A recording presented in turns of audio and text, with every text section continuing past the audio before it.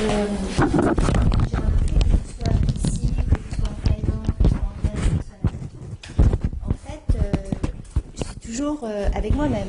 C'est-à-dire, c'est presque comme si c'était toujours, finalement, c'est toujours la même chose, dans un décor différent. Je voulais savoir si les gens que l'on rencontre, parfois il y a des gens que l'on voit, que l'on rencontre, et on se dit, ah, bah, tiens, c'est comme si on sentait qu'on les aime bien, ou voilà. Est-ce que ça voudrait dire que ces situations d'être en Inde, de sentir la même chose, est-ce que ça voudrait dire qu'on a vécu la même chose dans d'autres vies? C'est-à-dire qu'avec la même ambiance se retrouve.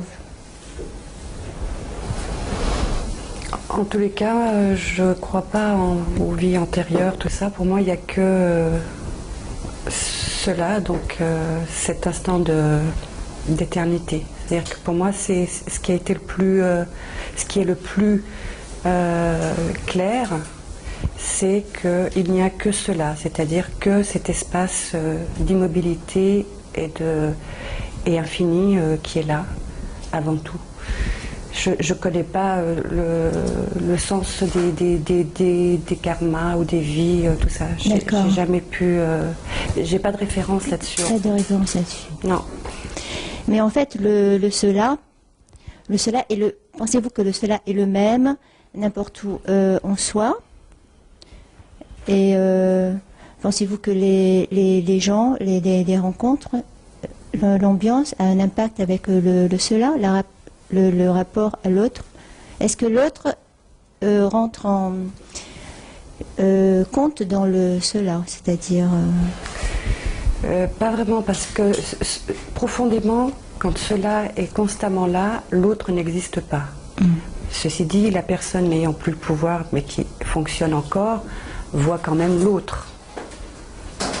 J'ai pas compris. La personne ayant plus de pouvoir. N'ayant plus le pouvoir, et quand même là, elle fonctionne encore. Donc l'autre est encore en rapport, je dirais. Et là, on peut dire que oui, il y a des affinités, il y a des reconnaissances peut-être, par rapport à la question que vous posiez. Ah oui. Mais je ne peux pas vous en dire plus là-dessus. D'accord, très bien, merci.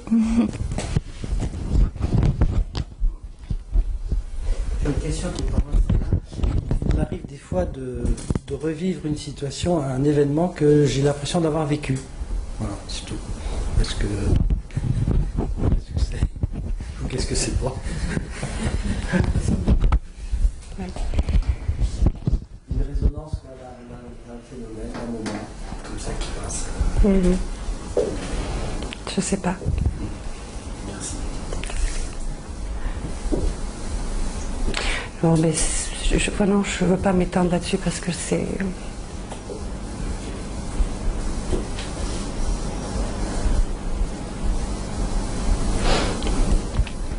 Est-ce que vous pouvez nous parler du silence? Non.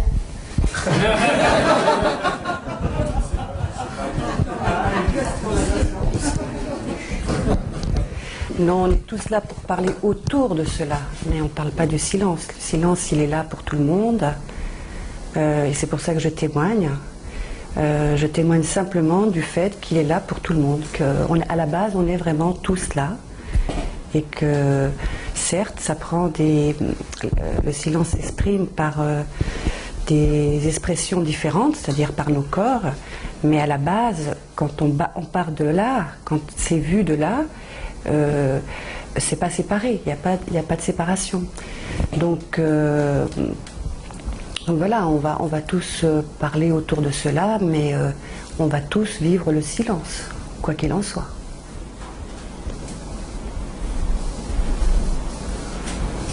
Même si vous passez à la chose expérience, dans le livre vous décrivez un type d'expérience extrême dont vous parlez, qui est l'expérience du néant, du feu du néant. Est-ce que vous pouvez me parler sur le feu? Oui, on peut parler un petit peu de cela, mais je voudrais rappeler que c'est vrai que je me suis un peu lâchée sur le livre en parlant de l'expression de cela, mais je voudrais revenir quand même à cela, et que le plus important, c'est quand même cette clarté absolue qui est là et qui voit. Point. Ça, c'est notre nature réelle. Ensuite, s'exprime par différents corps et donc il peut arriver qu'il y ait des expériences mystiques pour certaines personnes, mais c'est pas une obligation. Je dirais pas tout le monde ne peut pas peut-être vivre ça. Chacun a son chemin à suivre. Donc c'est une expérience, bah oui, que j'avais fait il y a bien quelques années déjà, mais elles se regroupent toutes, hein. Elles prennent une expression verbale différente, mais à la base elles se regroupent toutes. Donc je m'en souviens pratiquement plus en fait de cette expérience, mais c'était une expérience assez forte où il y avait eu une résorption assez puissante. Voilà, une résorption assez puissante, et une fois que la résorption est là, on ne peut pas trop exprimer, je dirais, ce qui s'est passé dans ces moments d'intense expression de cette énergie en fait. Dans votre vie, vous parlez d'expériences qui sont très différentes les unes des autres, parce que bon, il y a cette expérience extatique qui est extraordinaire, et puis vous parlez aussi d'expériences plus douloureuses où vraiment ça paraît difficile pour vous de même vivre ça, tellement c'est intense, c'est douloureux. Vous parlez notamment que vous n'arrivez pas à dormir malgré les somnifères, et que malgré tout vous êtes c'est le feu, je sais plus comment vous appelez ça d'ailleurs, le feu de... Enfin, il y a quelque chose qui paraît tout ce qu'on veut sauf le nirvana là, à ce moment-là c'est vraiment douloureux. Oui, disons que tant que le corps et l'essence s'expriment, sont là, je dirais qu'aujourd'hui, parce que le livre c'était il y a 4-5 ans, donc oui, ça a pris je dirais une expression différente verbalement. Mais depuis, j'ai vu qu'il y avait vraiment une soupape, c'est-à-dire que cette énergie, quand elle a décidé, quand le silence, donc qui est énergie pure, s'exprime par des expériences d'extase, des fois ça peut être très puissant. Et le corps revient à lui, c'est-à-dire que bon, ça se passe dans le fait où l'après-midi je ferme les yeux et je tombe dans une relaxation, je dirais profonde, sans vraiment la chercher. En tous les cas, ça se résorbe tout simplement, tout se résorbe. Et là, il n'y a plus que vision, il n'y a plus que quelque chose qui voit. Et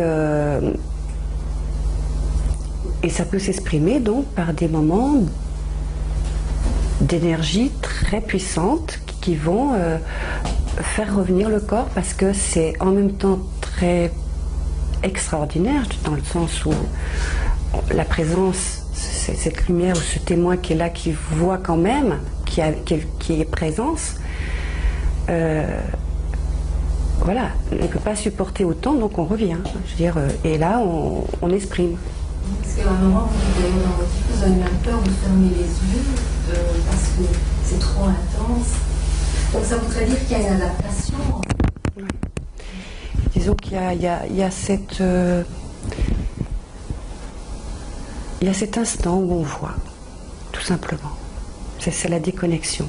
Il y a quelque chose qui est vu, mais pas par la personne. Donc, c'est tout. Et après, c'est là qu'on voit que, comme on a vu sans la personne, on va pouvoir voir l'expression de ce qu'on n'est pas, en fait.